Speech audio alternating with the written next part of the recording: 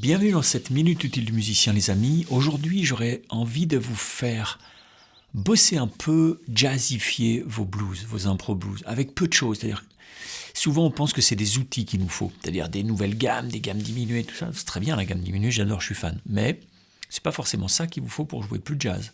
En tout cas, pour jazzifier un peu, donner un peu d'élégance. Par exemple, chez Robin Ford, on peut trouver des plans assez basiques, pas que, il y a vraiment de très beaux phrasés chez Robin Ford. Mais je pense que on peut faire avec des outils très simples, des gammes blues mineurs, majeurs, avec quelques trucs, quelques blue notes bien senties, et surtout comment on tourne. Bientôt, il y aura une formation phrasée jazz blues, c'est-à-dire comment on fait pour commencer à jazzifier son blues, ou ses solos, même pas que blues. Et puis, il y a aussi une autre formation qui est sur le blues, l'impro blues elle-même, qu'il vaut mieux maîtriser avant. On va se faire un petit truc, on va se mettre en la 7, ok, on va faire un truc, allez.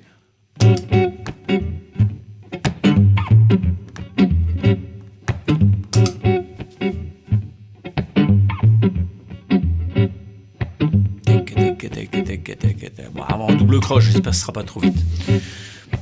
Alors, on va commencer par ça.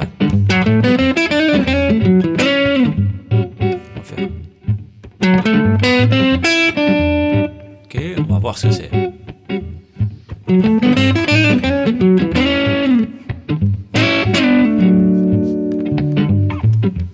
Alors qu'est-ce que c'est? Ça peut se faire aussi exactement si je vous le fais. Ah, sur un accord mineur, ça marche aussi.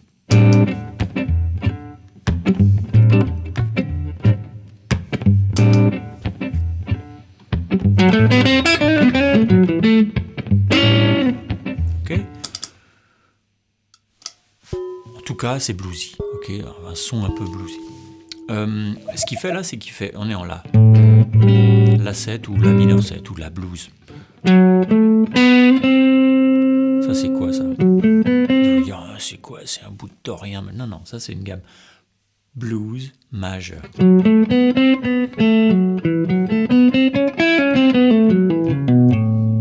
Gamme blues majeur. Je vais chercher la quinte.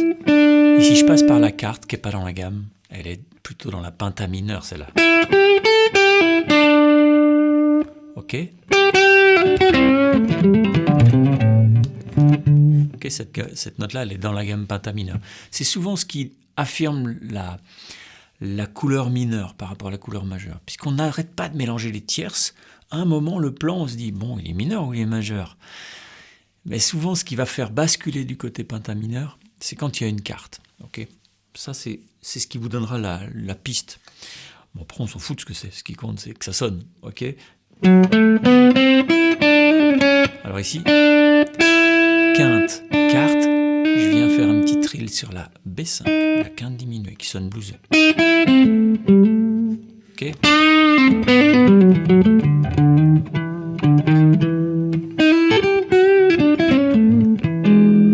Donc, on pourrait finir comme ça, tout doucement. Ok, ici, tierce mineure, tierce majeure, ce que je vous disais. Si tu vas aller chercher ta B5, tu vas la chercher là.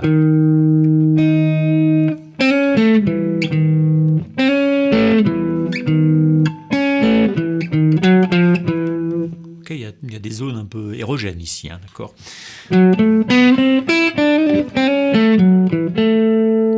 Et tout à l'heure, je ne vous l'ai pas fini comme ça. Avec un petit double stop, c'est-à-dire deux notes jouées en même temps. Ici, on va chercher la quinte et la tierce majeure de l'accord, si on est sur un accord majeur. Et si on est sur un mineur, on peut aller la chercher aussi, parce qu'on joue le côté blues, donc ambiguïté modale entre le mineur et le majeur. Okay. Ici, tu as quelques...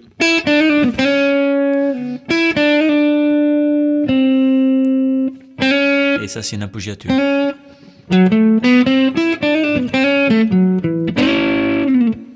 Ok.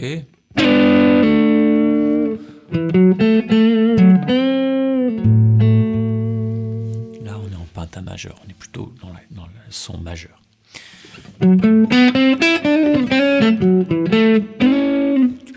aussi, tu aurais pu faire double stop ici, ou ici, ou là. Qu'est-ce que je fais ici? Quand je fais ces double stops, je fais une triade majeure.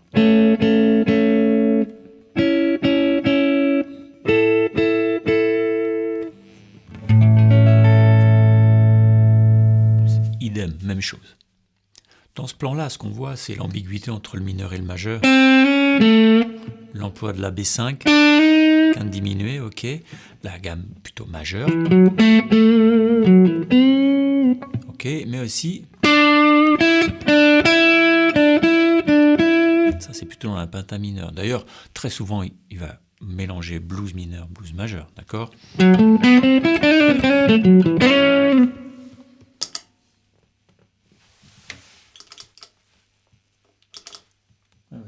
C'est parti ça. Bon alors je le remets. Je le remets. Tu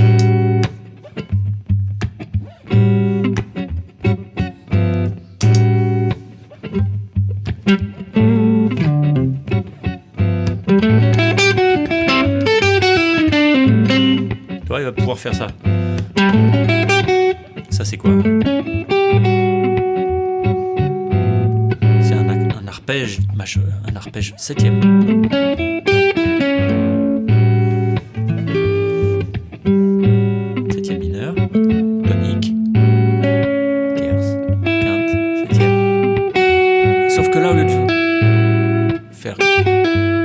C'est moins chouette, il va faire.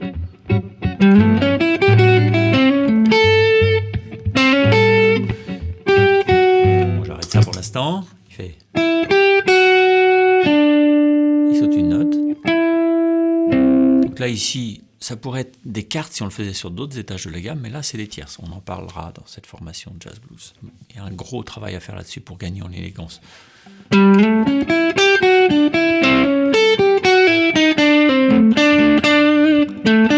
Encore une carte ici. On saute une note de la gamme.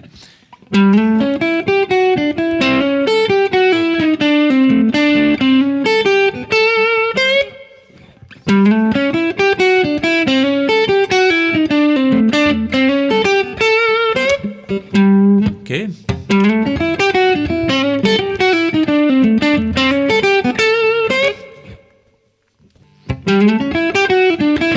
Je vous remets ça.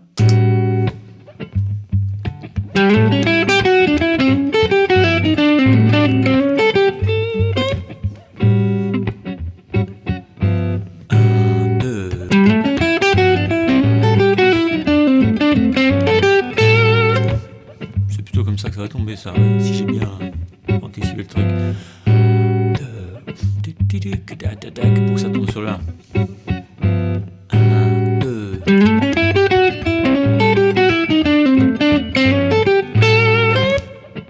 Ok. Qu'est-ce qui se passe ici? Un arpège septième, la 7, et je vais sur la sixte tout de suite. Septième, sixte, c'est aussi une zone érogène du blues. J'aime bien ça, ce mot, tiens, la zone érogène du blues.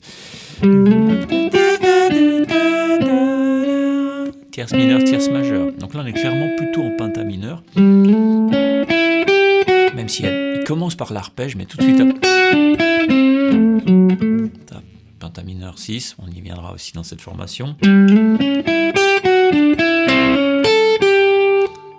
Tonique septième. Et là, il redescend de façon conjointe. Et là, un aller-retour sur la carte, sur une espèce de carte comme ça. Tu sais, entre la carte et la tonique, il y a une carte. Donc ça.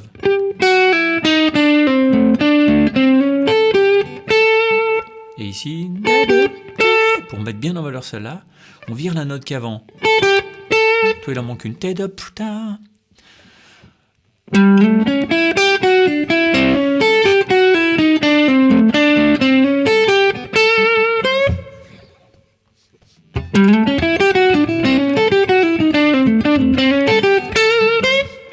Ok.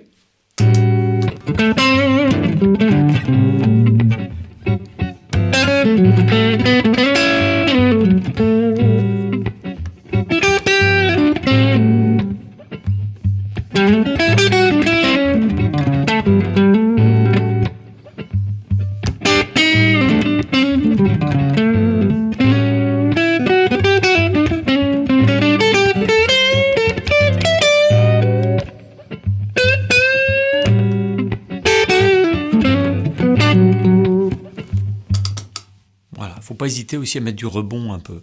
Voilà, ça suffit. Là, il y a du taf. Je vous ai fait un PDF. Dedans, il y a la partoche.